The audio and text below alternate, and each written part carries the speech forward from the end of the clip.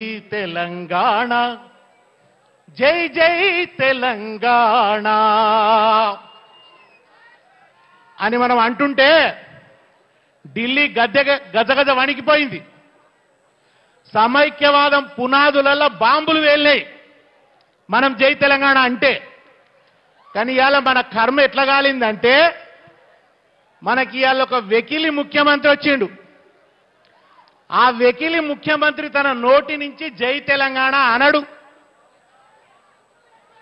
జై తెలంగాణ అని అననివాడు ముఖ్యమంత్రి అవడం కంటే అవమానం ఇంకొకటి ఉంటుందా తెలంగాణకు?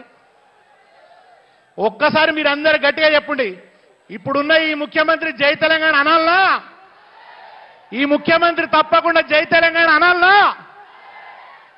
ఇప్పటి వరకు అమరవీరుల స్తూపం మీద ఒక దండ పెట్టలే ఈ ముఖ్యమంత్రి, ఒక పువ్వు పెట్టలే. నీళ్ల వనరు తరలించి నిధులన్నీ మళ్లించి తెలంగాణ బతుకుల్లో తెగమట్టి గొట్టినా ఆంధ్ర సర్కారుపై అసమాన పోరు చేసి ప్రత్యేక రాష్ట్రానికి ప్రాణమిచ్చిన అమరులకు జోహారులు జోహారులు.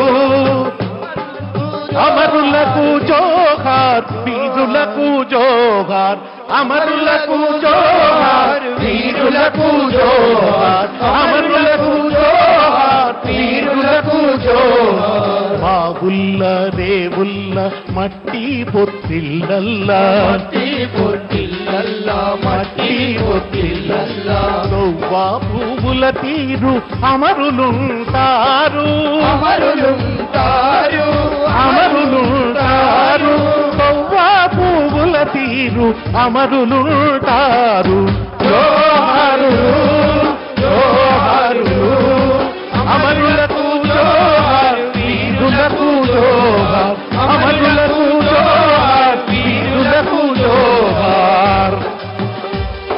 ఇక్కడి నుంచి మీరు గట్టిగా డిమాండ్ చేయాలి.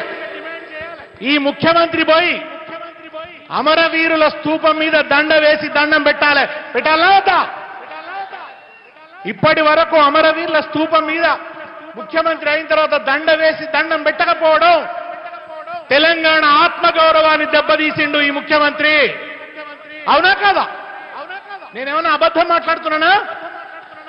అమరులకు దండం పెట్టవా ఇన్ని రోజులైతే? ఆ స్తూపం దగ్గరికి పోవా?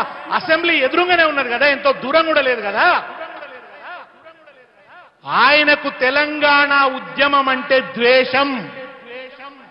ఆయన తెలంగాణ, మీరందరూ అనుకుంటున్నారు ఆయన కేసీఆర్ మీద కోపం అని. కాదు, ఆయనకు తెలంగాణ ఉద్యమం అంటేనే ద్వేషం. ఎందుకో తెలుసునా? మామూలుగా ఏదో అంటారు కదా, హనుమంతుడు ఇట్లా ఛాతీ చీల్చుకుంటే రామచంద్రుడు కనబడతాడు లోపల. కానీ రేవంత్ రెడ్డి గారు ఛాతీ చీల్చుకుంటే లోపల ఎవరు కనబడతారు?